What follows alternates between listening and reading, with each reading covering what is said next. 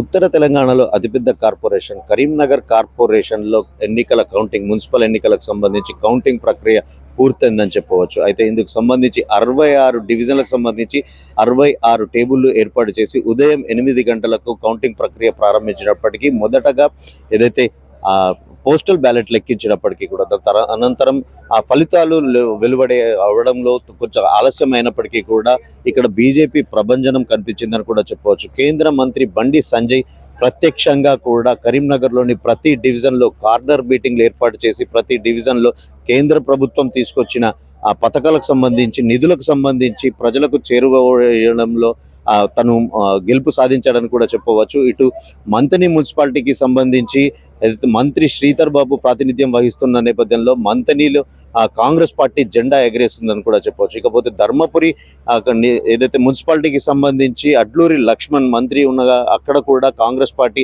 విజయం సాధించింది. ఇకపోతే ఇప్పుడు కరీంనగర్ కార్పొరేషన్ పరిధిలో బీజేపీ కైవసం చేసుకునే దిశగా కూడా 30 స్థానాలలో కూడా బీజేపీ పార్టీ అయితే గెలుపు సాధించిందని కూడా చెప్పవచ్చు. అంటే కరీంనగర్కు బండి సంజయ్ చేసిన అభివృద్ధి కేటాయించిన నిధులకు సంబంధించి ప్రజలకు చేరవేయడంలో ఎప్పటికప్పుడు సఫలమయ్యారని కూడా చెప్పవచ్చు.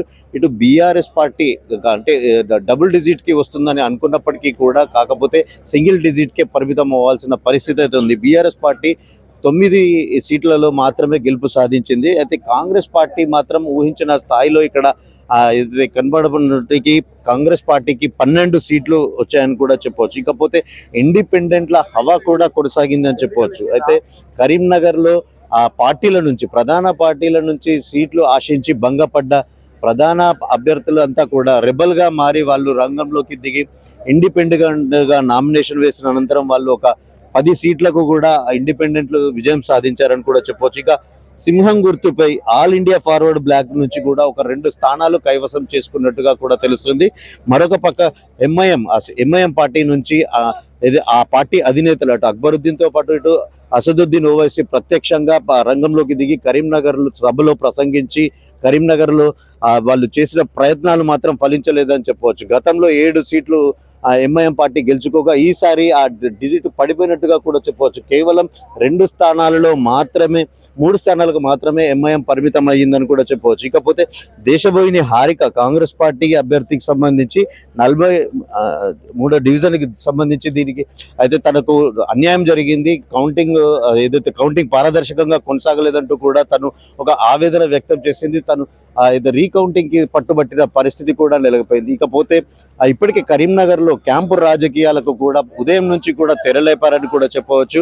అయితే ఏ పార్టీ కూడా సరైన మ్యాజిక్ ఫిగర్ అంటే ఇక్కడ 66 డివిజన్లు ఉన్నప్పటికీ కూడా 34 పైగా స్థానాలు కైవసం చేసుకున్న పార్టీకి మేయర్ పీఠం దక్కే అవకాశం ఉంది. కాకపోతే ఇక్కడ స్పష్టంగా ఎవరికి కూడా ఆ మ్యాజిక్ ఫిగర్ రాకపోవడంతో క్యాంపు రాజకీయాలకు కూడా తెరలేపారని చెప్పవచ్చు.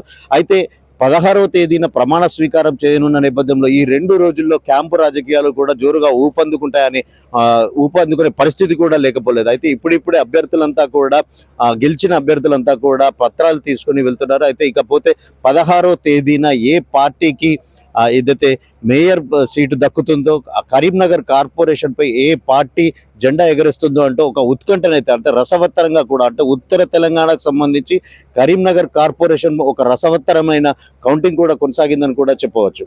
కెమెరా పర్సన్ గౌతమ్తో శ్రీకాంత్, S6 న్యూస్, కరీంనగర్.